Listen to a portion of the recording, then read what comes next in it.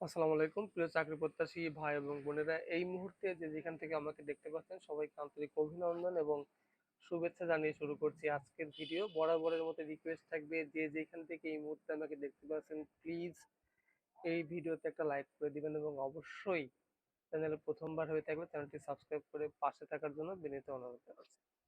তো আজকে কোন বিষয় নিয়ে কথা হবে অলরেডি ভিডিওর টাইটেল এবং থাম্বনেল দেখে বুঝে গেছেন। আজকের ভিডিওটা খুব খুব গুরুত্বপূর্ণ।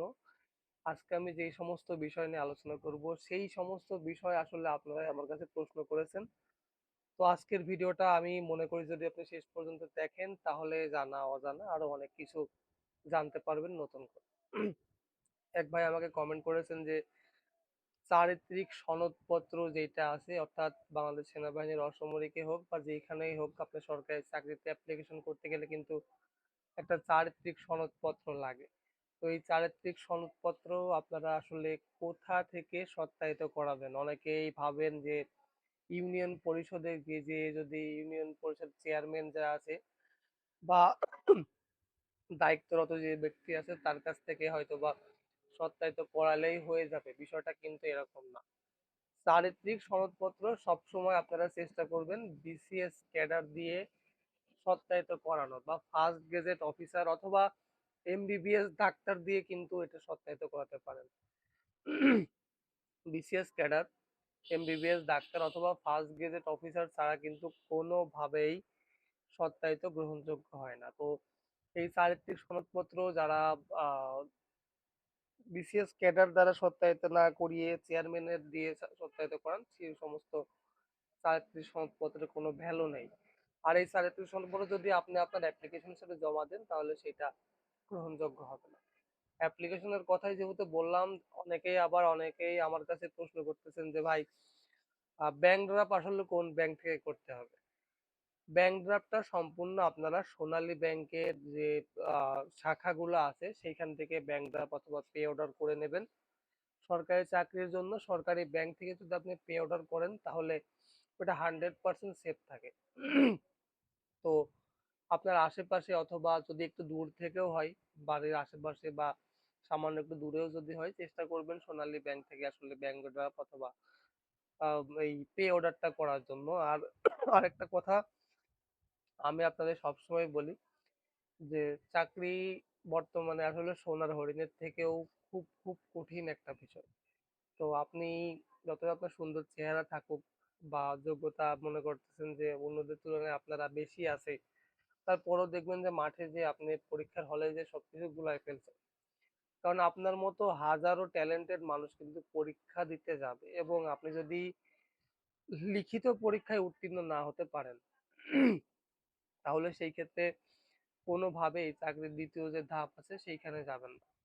আর এই জন্য কি করবেন, স্ক্রিনে দেয়া যে নাম্বারটা দেখতে পাচ্ছেন হোয়াটসঅ্যাপে, এইখানে আমি একটা অরিজিনাল অথেন্টিক একটা সাজেশন আপনাদেরকে প্রোভাইড করব খুব সামান্য টাকা, অল্প কিছু টাকায়। এইটা নিয়ে যদি আপনি ফুলফিল কভার করতে পারেন, 104 পেজের একটা সাজেশন, আপনি যদি এটা কভার করতে পারেন 100% লিখিত পরীক্ষায় ভালো কিছু করতে পারবেন বলে আমি আশা করি। এখনো পর্যন্ত আমি খুব সিক আছি, তারপরেও ভিডিও বানাচ্ছি শুধুমাত্র আপনাদের উপকারের জন্যই। অনেকেই আমার কাছে অনেক রকম কমেন্ট করেন, সেই সমস্ত কমেন্টে রিপ্লাই করা আসলে সম্ভব হয় না। তারপরও যতটুকু পারি চেষ্টা করতেছি যে আপনাদের শিক্ষাগত যোগ্যতা নিয়ে অনেকেই আমার কাছে অনেক রকম প্রশ্ন করে থাকেন। দেখেন, বাংলাদেশ সেনাবাহিনীর অসামরিকে যদি আপনি চাকরি করতে যান তাহলে সেই ক্ষেত্রে আপনার শিক্ষাগত যোগ্যতা পঞ্চম শ্রেণী, অষ্টম শ্রেণী, দশম শ্রেণী অথবা উচ্চ মাধ্যমিক বা ইন্টারমিডিয়েট বা এইচএসসি যেটাকে বলি না কেন সেটা যদি পাস করেন, সব ধরনের ক্যাটাগরিতে কিন্তু আপনি এখানে চাকরির ব্যবস্থা আছে। আপনার শিক্ষাগত যোগ্যতা যতটুকু, সেই শিক্ষাগত যোগ্যতা অনুযায়ী কিন্তু এখানে বিভিন্ন রকম জব আছে। আসলে যত গুড় তত মিষ্টি বলে একটা কথা আছে না? এখন আপনি যদি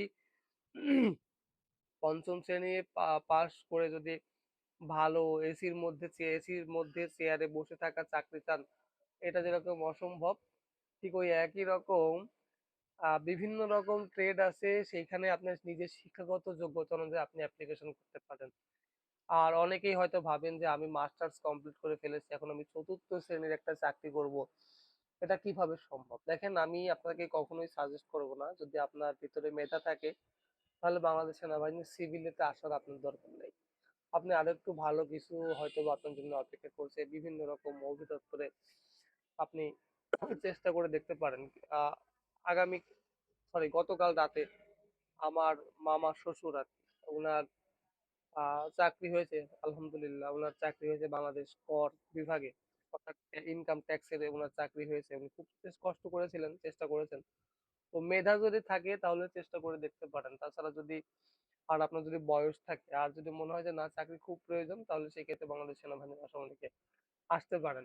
এবং ৫৪৭ জন জনবল নিয়োগ করা হবে। ৫৪৭ জনের মধ্যে হয়তোবা আপনি একজন ভাগ্যবান হতে পারেন এবং সেই ভাগ্যবান হওয়ার জন্য অবশ্যই স্ক্রিনে দেওয়া নাম্বারে হোয়াটসঅ্যাপে যোগাযোগ করবেন। আমি খুব স্বল্প মূল্যে অরিজিনাল অথেন্টিক একটা সাজেশন দিয়ে দেবো। অনেকেই বলেন যে ভাই অন্যের সাজেশনের দাম অনেক কম।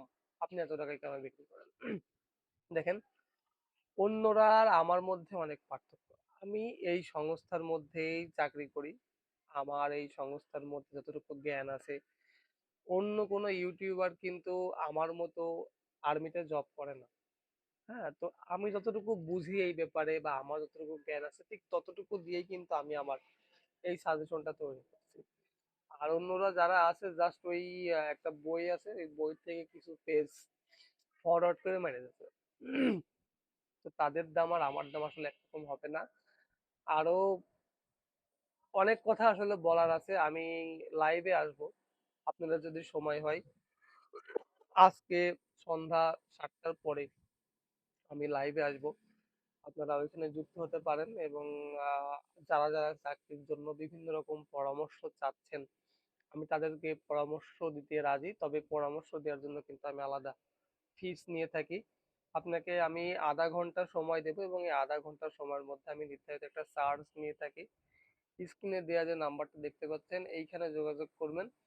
আপনার বাংলাদেশ সেনাবাহিনীর অসামরিকের ব্যাপারে যত প্রশ্ন আছে সেই সমস্ত প্রশ্নের উত্তর আমি আপনাদেরকে দিব।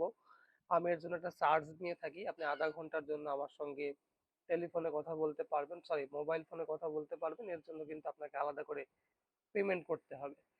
এবং আপনি যদি মনে করেন যে আমার সঙ্গে আরো এই বিষয় নিয়ে আরো বেশি আলোচনা করতে চান, তাহলে ০.৫ ঘন্টা পরের সময়টুকু অনুযায়ী আপনাকে আলাদা করে পেমেন্ট করতে হবে। তো আপনি যদি চান, আপনারা যদি এই ধরনের কোনো প্রশ্ন আপনাদের মনের মধ্যে থাকে বা অজানা যদি কোনো কিছু জানতে চান, অবশ্যই আমাকে আগে পেমেন্ট করবেন। তারপরে আমি আপনাদের সঙ্গে ০.৫ ঘন্টা সময় দেব। A to Z ইনশাআল্লাহ আমি আপনাদেরকে বোঝানোর চেষ্টা করব। তো আজ আর বেশি কথা বাড়াবো না। আমার শারীরিক অবস্থার এখনো কোনো উন্নতি হয়নি। এখনো অবনতিই আছে। তারপরেও খুব কষ্ট করে ভিডিও বানাচ্ছি। শুধুমাত্র আপনাদের জন্য। যেভাবে পাশে আছেন এভাবেই পাশে থাকবেন। ইনশাআল্লাহ সামনের দিকে আমরা আরো একত্রে একটা ভালো সুসম্পর্ক নিয়ে সামনের দিকে এগিয়ে যাবো। আর পরবর্তী ভিডিও দেখার আমন্ত্রণ জানিয়ে আমি রাজ আজকের মতো এখানেই বিদায় নিচ্ছি। সবাই ভালো থাকবেন, সুস্থ থাকবেন। আল্লাহ হাফেজ।